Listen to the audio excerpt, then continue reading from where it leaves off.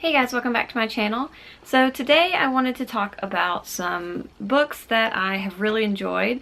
I got a request to do a video about historical fiction, and I wanted to share with you a few historical fiction novels that I have really enjoyed over time. I've got kind of three categories, I guess.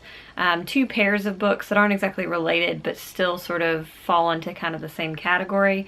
So I've got 6 books I want to talk about today, and I'm going to get into it because it's going to be a long video probably. So the first one is one I have raved about on this channel, so it's not going to be a surprise that this makes it into the video, and that is Scent of Triumph by Jan Moran. And this book is beautiful. So it's a book about a woman who is separated from her family at the beginning of the Second World War. And it's about her quest to put her family back together. It follows her across Europe into America. It's also a book about a really strong woman and her determination to really make it in the fashion and perfume industry. And it has these really lovely little vignettes at the beginning of each chapter that have notes. Basically, they're like notes from her perfume diaries with the different comments on different scents, and it's really beautiful because they relate to each chapter very subtly, and I think that's a beautiful touch. This is just one of those books that really touched me, and I thought the characters were great. It is one of those with a very strong, determined female lead, and the lengths that she has to go to, the things she goes through in her life, and it's just a beautiful tale. And it's not one of those books that, it's set during World War II, but it's not one of those books that's really heavy on World War II, I don't know, of the war part of World War II. It's kind of like what was happening at home for this particular family. And I just thought that it was really well done and weaved the war weaved into the story really seamlessly, and the perfume aspect weaved in very seamlessly, just to make this a really incredible book, and I would definitely recommend this one to anyone. So the next one, it briefly touches on the First World War. That's kind of where these tie together, is that they do have war tie-ins, but this one is set dually in 1913 and then in the 1920s, and it follows our main character Vera. The 1913 part of the book, she is at her university, Vassar. It's a women's college, so obviously that really speaks to me. Anything that's set in a women's college I'm going to be very excited about, because I say it all the time, but I went to women's college. So I really enjoyed that aspect of the book, and I just kept picturing my school, and even though I know Vassar is a completely different place, looks completely different, but it still gave me really good warm fuzzies about women's college.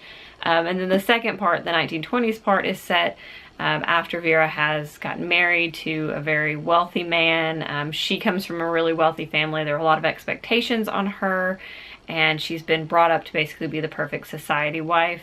And it follows some events that happen during college, and then another event that happens in her later married life, and how both of them sort of shake up her world, and, you know, make her question whether or not the life she was born to lead is really the life she wants. And I thought this was really great. I thought that Vera was a very interesting character who goes through a lot of turmoil.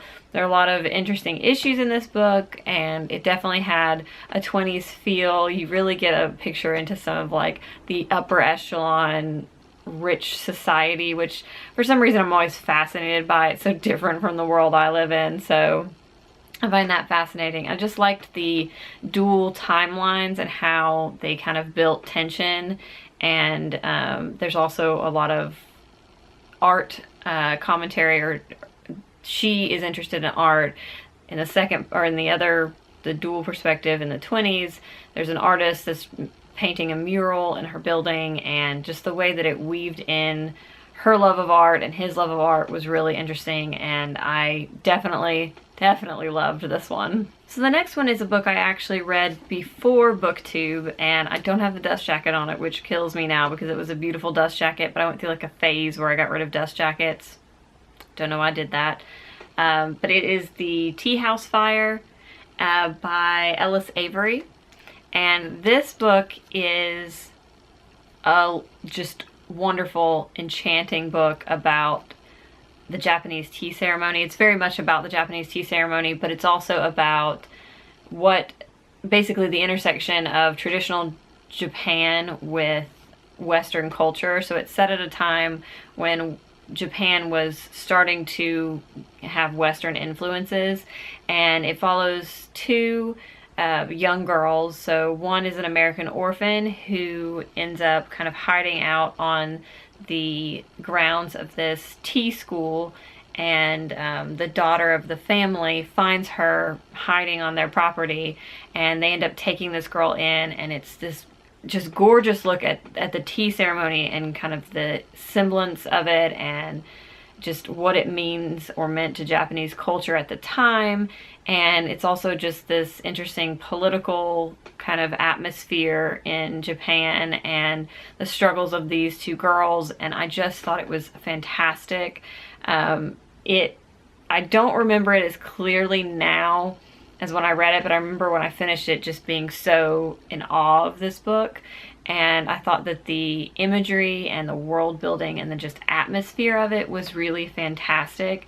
And I have not heard hardly anyone talk about it, so I definitely think that it is a book that should get more praise. And I am considering rereading it just because it's been so long, and I just thought that it was beautiful. And I didn't realize it was actually by Riverhead Books, who, no wonder it had a beautiful cover. They always do beautiful covers. And then this one also ties in because it's also set in Japan. So The Tea House Fire was one that really brought me to kind of the place where I was so interested in Japanese culture and tea and the tea ceremony and everything like that. This one amplified that for me because this is the Tokaido Road by, I'm not going to try to pronounce it, but this book I picked up just on a whim because I was like, oh, I really love Japanese culture. I really want to read more about it. And it is a novel of feudal Japan. And this is a gorgeous book.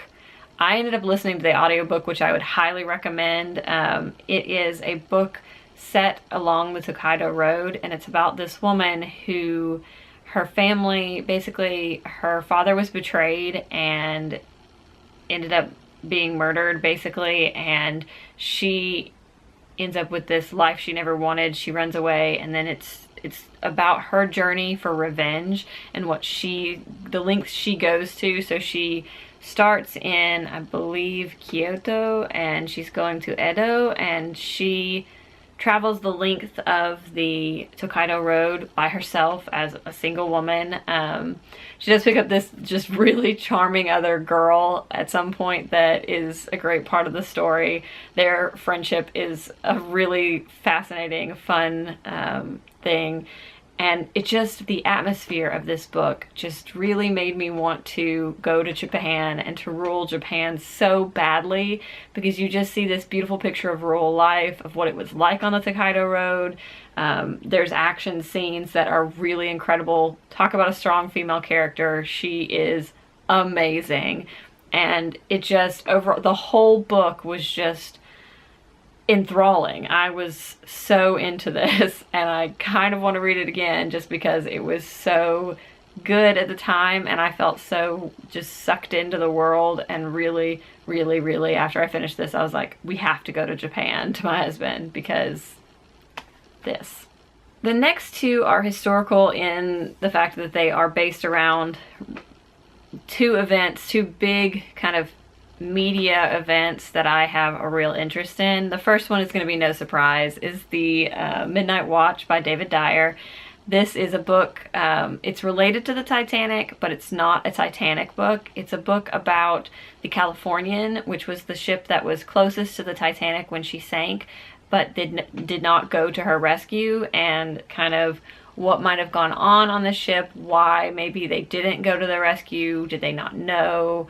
A lot of factors. David Dyer put a lot of historical research into this. He's a big Titanic buff and really loves all things Titanic, and it shows in this book because he really just methodically researched, and it's a amazing book about character, about people, and also about investigative journalism, and you know what investigative journalism really looked like back then, because I feel like now we don't have that kind of journalism. It's all about getting the story quickest and fastest, and you know, putting out information, just blasting people with information, but not necessarily going to the links to find the truth, to really get the answers, and to research and speak to people, and to really get to the heart of a story.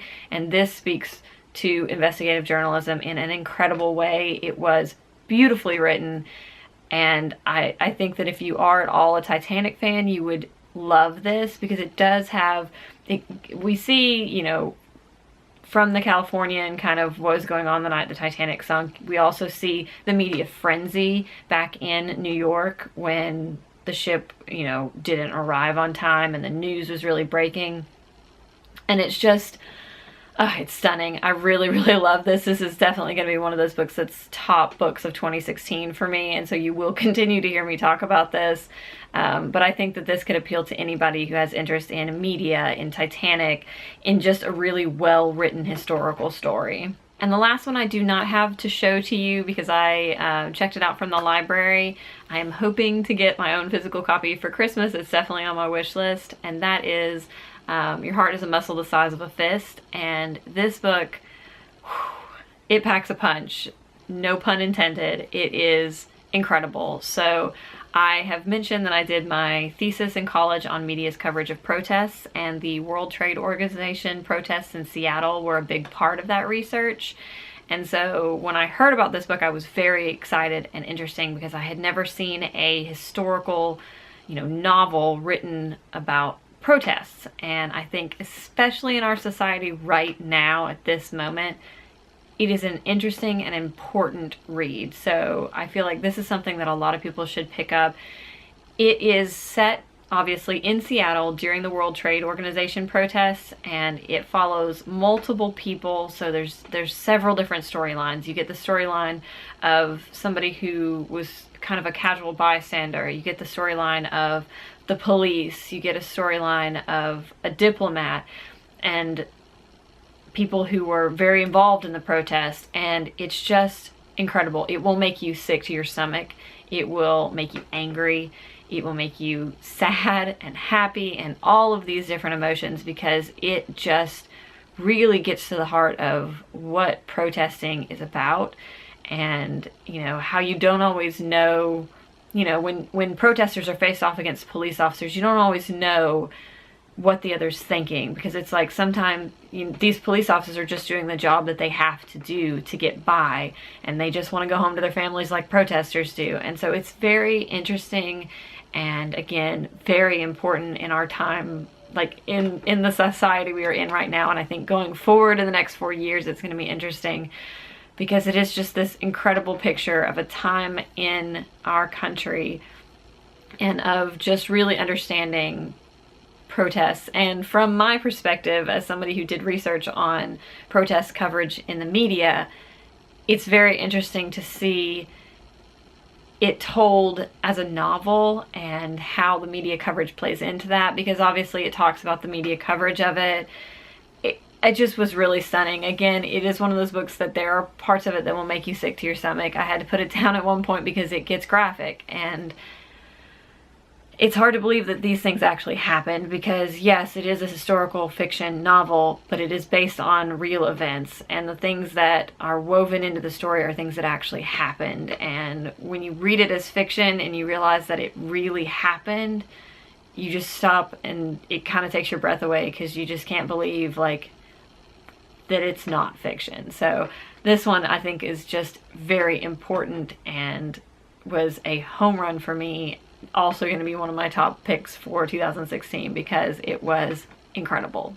So I hope you enjoyed that. Maybe you'll pick up one of those books. If you do, let me know. I am a huge lover of historical fiction. It is something that I reach for a lot. I've read a lot of historical fiction. These are just a few that really stood out to me over time. Some of them were recent reads. Some of them, you know, I read 2 years ago or more. but they're just books that really spoke to me or really made an impact on me. So I hope that you will pick them up and enjoy them like I did. If you have any historical fiction books that you would recommend or that really touched you, I would love you to put those in the comments so I can find new things to love. And yeah, I hope you guys are having a wonderful day, and I will see you next time. Bye.